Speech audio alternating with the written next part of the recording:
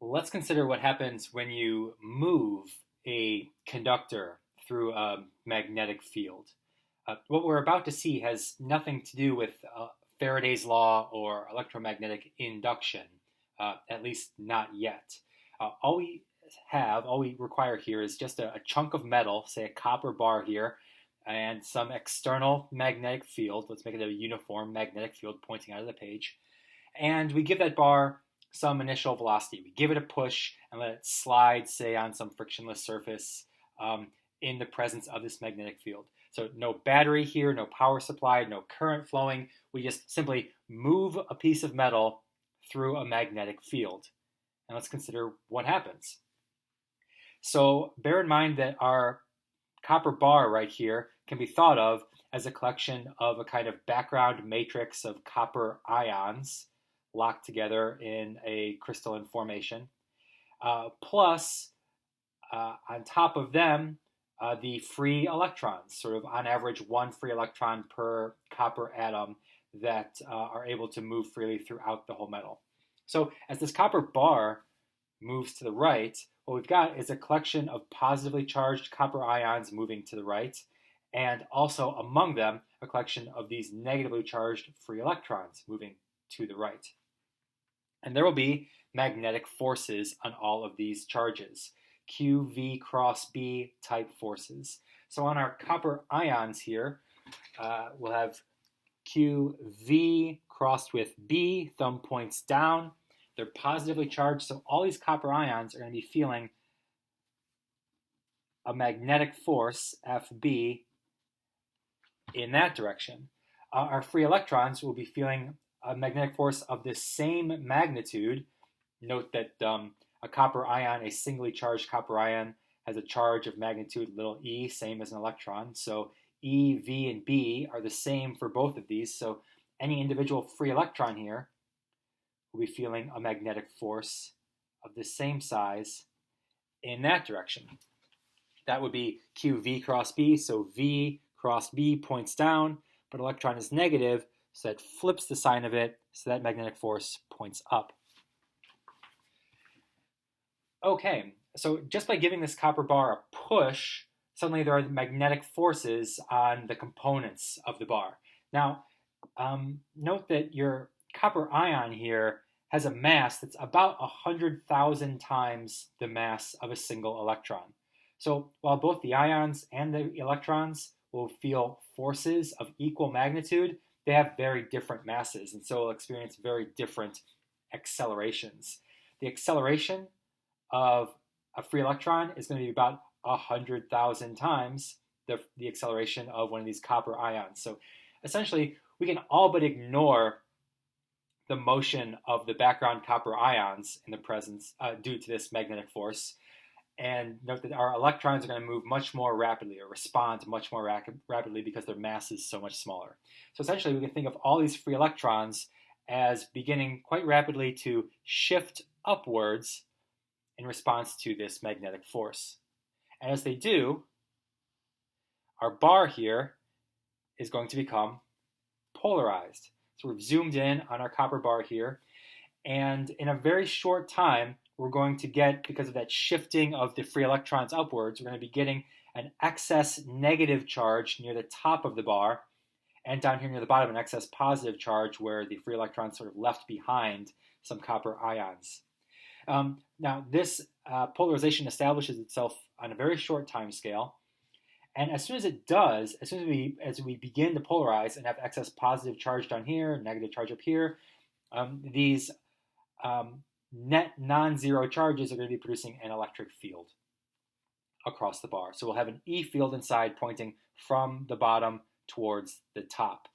And as soon as that E field gets strong enough that it is exerting electric forces on any free electrons that are still somewhere in the middle of the bar that haven't moved to the top yet, when this E force is strong enough, the electric force on some free electron in here grows to be equal in magnitude to the magnetic force due to the motion of the bar that's still sliding to the right, then this free electron will find itself in a new equilibrium, and electrons will stop shifting towards the top, and we'll have established an equilibrium state where we're polarized with electric forces on any free electron equal to the magnetic forces. So what we're finding here is a condition that determines the magnitude of the electric field that'll get built up, the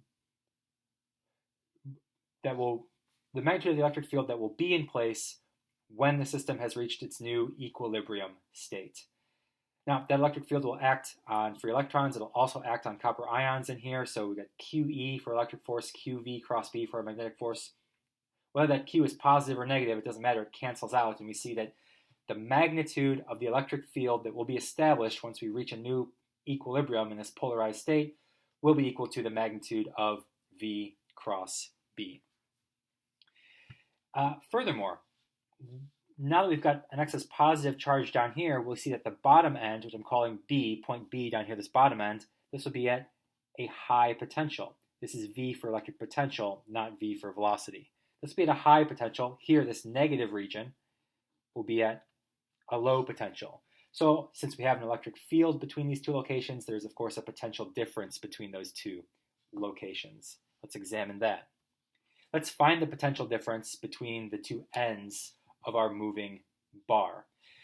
So we'll start here at A and imagine integrating towards B. So V final minus V initial, V high minus V low will come out to be positive. So we're integrating against the electric field. So the opposite of E dot ds as we go from A to B. Okay, well, our ds is in this direction, opposite the electric field, so our dot product gives us a minus sign. E will be relatively uniform inside that bar, this polarization E. So we can pull it out of our integral and just add up all those ds's to get the total length of our bar, capital L here. So this here, this positive value, that's our potential difference between our two ends. And note that, once again, there was no battery here, no steady state current flowing. All we had to do was give that little bar a push, let it slide to the right, and suddenly it's polarized and we've got an EMF between these two ends.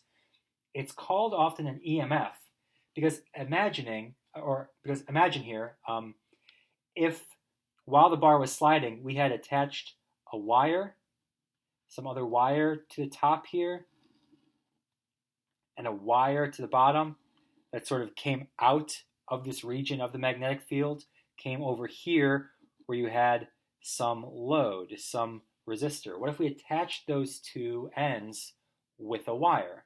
So as this metal bar slides to the right, there's now an EMF between these two locations, a potential difference.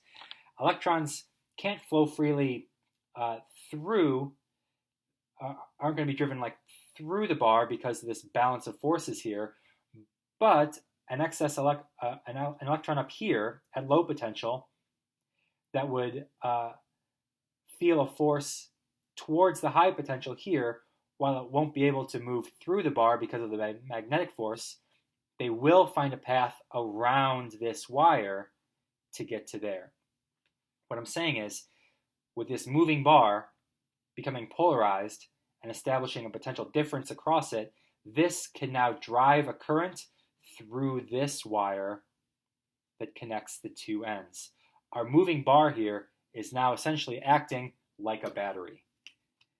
So we call this potential difference between the two ends that arises from the polarization just from the fact that the bar is sliding along. We call this an EMF, and since it's due to the motion of the conductor, we call it a motional EMF. A moving conductor in a magnetic field can drive a current through some wire that was attached to either end. So let's see, we would be getting a current like that running through this battery, dissipating heat in this resistor here. You could be powering a lamp or any device just by giving this bar a push and letting it slide through some magnetic field. It'll drive a current here. That's our motional EMF. So seeing that our motional EMF is equal to that equilibrium polarization derived electric field inside the bar, and that this is the expression for that electric field, we find that our motional EMF E times that length L can be expressed as V cross B, that magnitude, times the length L. So you move your bar faster through a stronger field and make it a longer bar, and you get a greater motional EMF, making your bar essentially behave like a battery that could be driving current through that wire, this direction, driving current through that wire as long as this bar remains moving through a magnetic field.